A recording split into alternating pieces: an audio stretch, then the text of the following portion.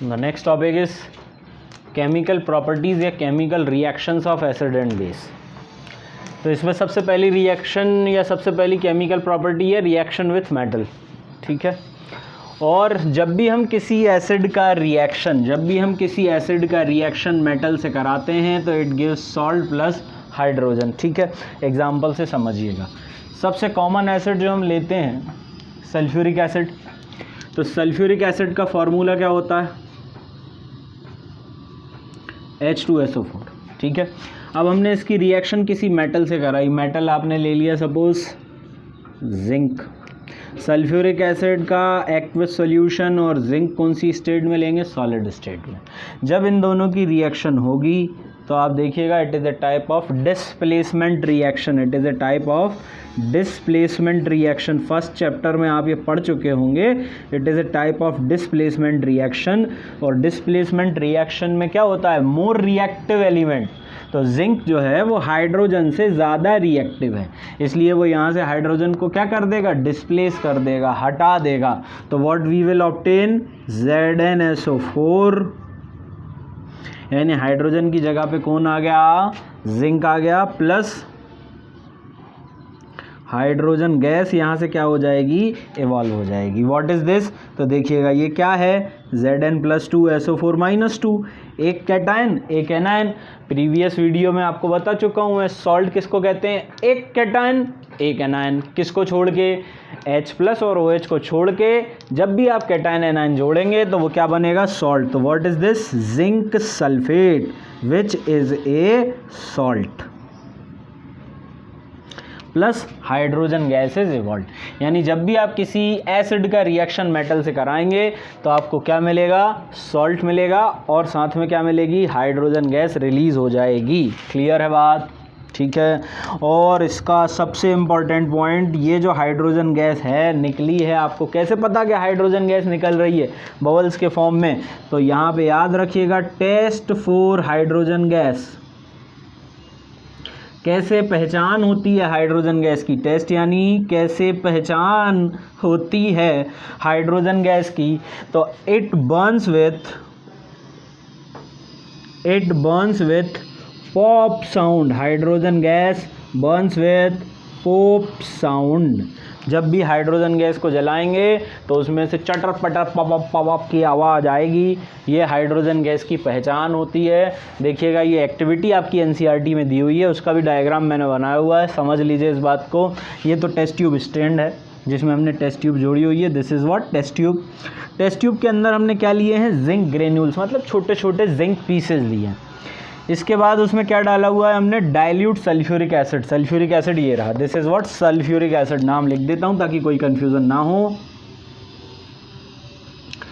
Sulphuric acid, this is what sulphuric acid, clear है। तो zinc granules लिए, उसकी रिएक्शन किससे कराई, सल्फ्यूरिक एसिड से।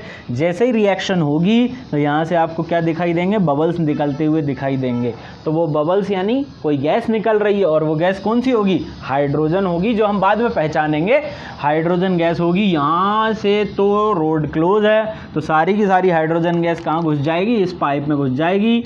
इस पाइप को आप क्या कहते हैं, डिलीवरी ट्यूब कहते हैं, ठीक है। तो डिलीवरी ट्यूब से हाइड्रोजन गैस निकाल के सीधे कहाँ पास करनी है, सोप सॉल्यूशन, साबुन की झाग में।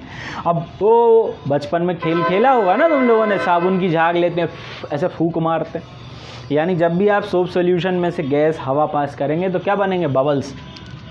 तो ये हाइड्रोजन गैस आई, जैसे ही सोप सॉल्यूशन में आई तो इसने क्या बनाया, बबल्स बना दिए। ये क्या हैं, बबल्स। तो इन बबल्स के अंदर कौन सी गैस है बाबा, हाइड्रोजन गैस, ठीक है। जब आप इसके पास बर्निंग कैंडल लेके जाएंगे तो ये हाइड्रोजन गैस बबल्स के अंदर जो है ये जलना स्टार्ट कर देगी, और आपको कौन सा साउंड सुनाई देगा, पॉप साउंड सुनाई देगा। यानी सिंपल सा बेसिक बात फिर से कर देता हूँ, जब भी आप मेटल और एसिड की रिएक्शन कराएंगे आपको क्या मिलेगा, एक सॉल्ट मिलेगा, और हाइड्रोजन गैस क्या हो जाएगी, रिलीज हो जाएगी। Arrow pointing upward, 10th class chapter 1, ठीक है, ये आप पढ़ चुके हैं। तो हाइड्रोजन गैस यहाँ पे क्या हो जाएगी, रिलीज हो जाएगी। क्लियर है बात। चलिए आइए एक और एग्जांपल ले लीजिए, फिर से मेटल वही रखते हैं, जिंक। अब उसकी रिएक्शन हम सल्फ्यूरिक एसिड की जगह HCl से करा देते हैं। What is HCl, hydrochloric acid. ठीक है, क्या रिएक्शन होगी आइए समझते हैं। आप जानते हैं Zn पे क्या होता है +2। अच्छा, ये जो आयन चार्ज में बना रहा हूँ ना, ये आपको समझाने के लिए, एग्जाम में मत बनाइएगा, ठीक है। H पे कितना चार्ज होता है +1, Cl पे कितना चार्ज होता है -1। क्या रिएक्शन होगी? अरे बाबा, एक ही रिएक्शन होती है, रिएक्शन तो एक ही होती है। क्या? एक पॉजिटिव आयन जब भी जाके जुड़ेगा तो किससे जुड़ेगा? नेगेटिव से। यानी यहाँ Zn किससे जुड़ने के लिए तैयार है? Cl से। किसकी जगह पे? किसकी जगह पे? हाइड्रोजन की जगह पे। तो क्या बनेगा यहाँ? जिंक क्लोराइड बनेगा। बच्चों से पूछते हैं क्या बनेगा, बच्चे कहते हैं ZnCl। ए भाई, जिंक और क्लोरीन जब भी जुड़ेंगे तो फॉर्मूला बनाने का जो रूल है ना, उसी से बनाइएगा। तो जिंक क्लोराइड जब बनेगा तो क्या होगा? जिंक क्लोराइड जब बनेगा तो फॉर्मूला क्या होगा? हम जानते हैं Zn पे +2 चार्ज है, Cl पे -1 है। फॉर्मूला बनाने के लिए आपको क्या करना पड़ता है? Cross multiply. तो जिंक क्लोराइड का फॉर्मूला क्या है? ZnCl2। ठीक है, ये बनेगा। क्लियर है? जिंक क्लोराइड का फॉर्मूला ZnCl2। ठीक है, व्हाट इज दिस? ओ बाबा, व्हाट इज दिस? सॉल्ट यार। एक कैटायन एक एनायन जब भी जुड़ेगा क्या देगा? सॉल्ट देगा। एक कैटायन एक एनायन जब भी जुड़ेगा क्या देगा? सॉल्ट देगा। अब इसके बाद क्या बचा? Zn यहाँ जुड़ गया H की जगह पे, तो यहाँ पे क्या निकल गया? हाइड्रोजन। पर हाइड्रोजन गैस के फॉर्म में निकलेगी, इसलिए हमेशा इसको हमें किस फॉर्म में लिखना है? मॉलिक्यूलर फॉर्म में। H2 gas.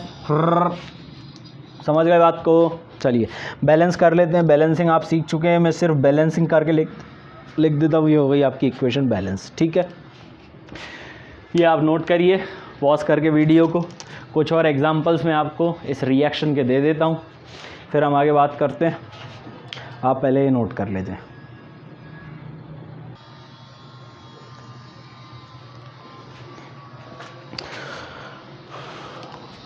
Repeat the same reactions with some more examples.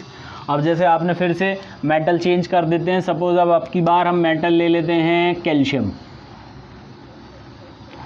ठीक है, और कैल्शियम की रिएक्शन अब हम एसिड भी चेंज कर देते हैं। और अब जो एसिड हम लेने वाले हैं इट इज़ एसिटिक एसिड।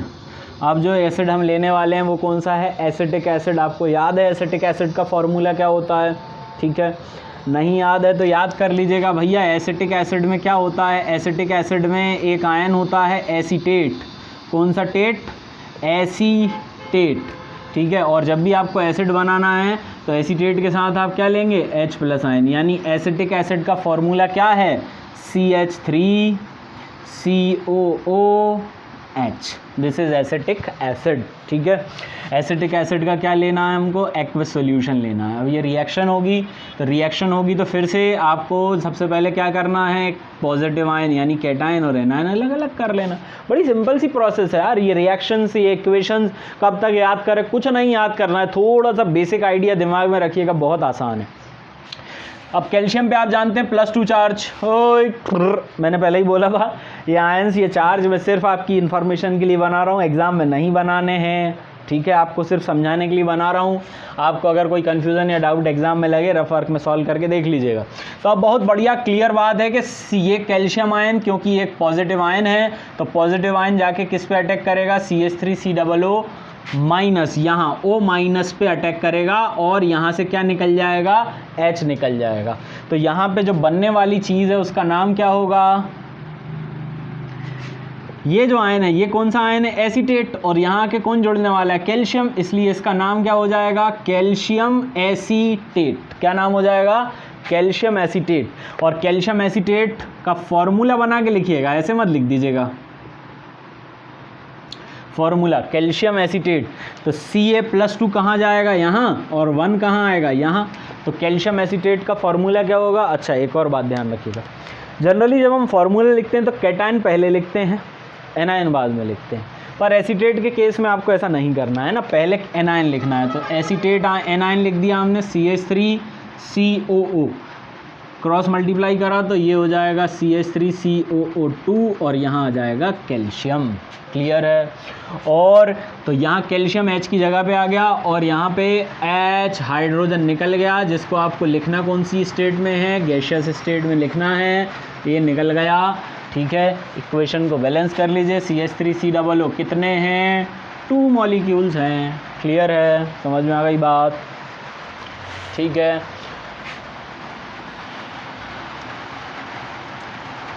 आइए have some more example.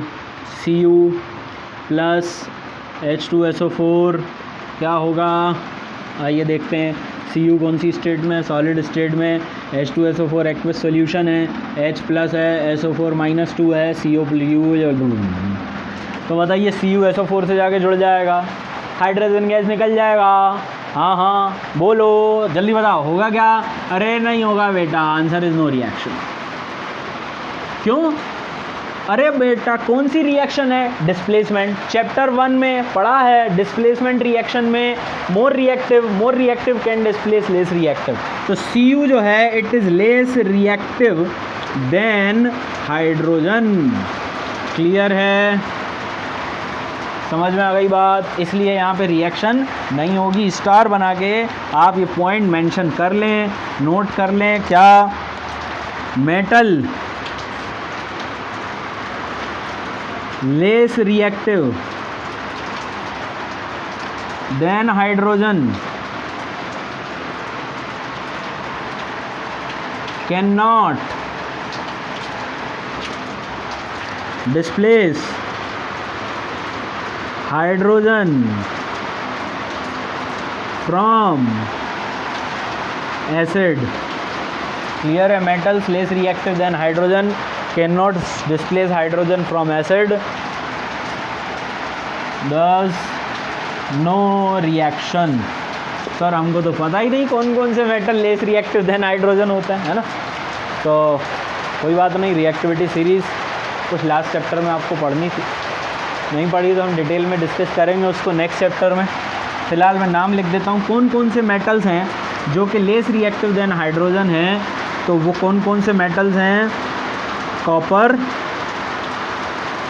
Silver, gold. ठीक है, ये 3 मेटल्स आपको याद रखने। Copper, silver, gold, they are less reactive than hydrogen. ठीक है, ये नोट करिए, पोस्ट करिए, नोट करिए, पॉज करिए, नोट करिए, फिर हम आगे बढ़ते हैं नेक्स्ट टॉपिक पे।